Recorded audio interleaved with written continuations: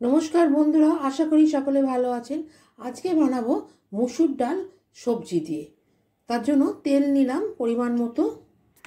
এর মধ্যে আমি ফোড়ন দেব শুকনো লঙ্কা, তেজপাতা আর অল্প করে কালো জিরে। এবার এর মধ্যে দেব রসুন ফোড়ন। মুসুর ডাল রসুন দিলে খুব ভালো লাগে, রসুন ফোড়ন কালো জিরে। এবং দেবো পেঁয়াজ। পেঁয়াজটাও ভীষণ যায় মুসুর ডালের সাথে। আমি ডাল সেদ্ধ করার সময় নুনটা দিয়েছিলাম। মুসুর ডালটা আমি সেদ্ধ করে রেখেছি। এর মধ্যে দিয়ে দেবো শিম। এবার আমি মুসুর ডালটা সেদ্ধ করে রেখেছিলাম, সেই মুসুর ডালটা এর মধ্যে ঢেলে দেবো। হলুদটা দিইনি, হলুদটা দিলাম। একটু লাল লঙ্কা দিলাম,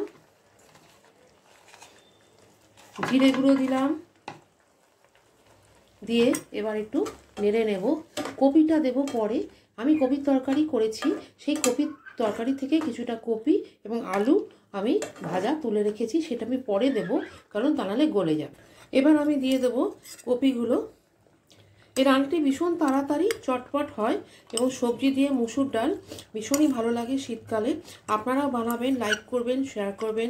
ফেসবুক থেকে দেখলে ফলো করে দেবেন, আর ইউটিউব থেকে দেখলে সাবস্ক্রাইব করে দেবেন। সাবস্ক্রাইব না থাকলে কমেন্ট বক্সে লিখে জানাতে ভুলবেন না।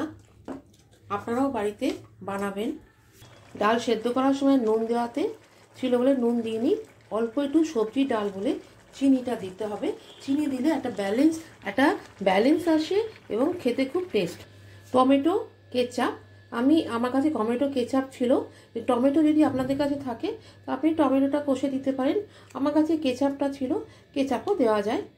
সবার শেষে আমি এই টমেটো কেচাপটা দিয়ে দিলাম, যাতে টমেটোর টেস্টটা আসবে। টমেটো দিলে যে কোনো তরকারিতে টমেটো দিলে খুব ভালো হয়।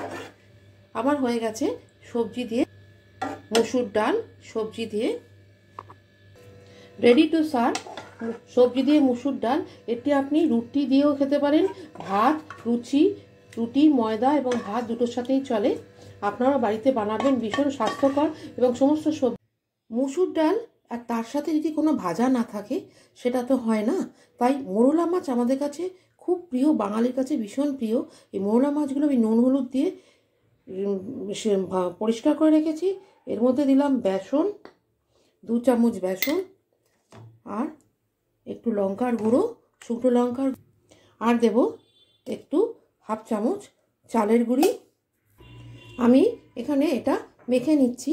মাছের মধ্যে যেহেতু নুন হলুদ দেওয়া আছে, সেহেতু আমি এর মধ্যে আর নুনটা দিলাম না, দিলে প্রচণ্ড বেশি হয়ে যায়। এবার এর মধ্যে আমি মাছগুলো দিয়ে দিলাম, আস্তে আস্তে হবে।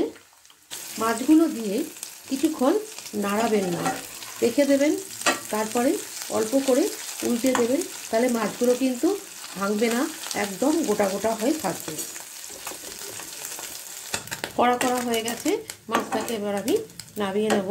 বেশি নাড়া যাবে না। মৌলা মাছ ভাজা আমার রেডি। সবজি দিয়ে মুসুর ডাল এবং তার সাথে মৌলা মাছ, এবং জমে যাবে আজকের লাঞ্চে।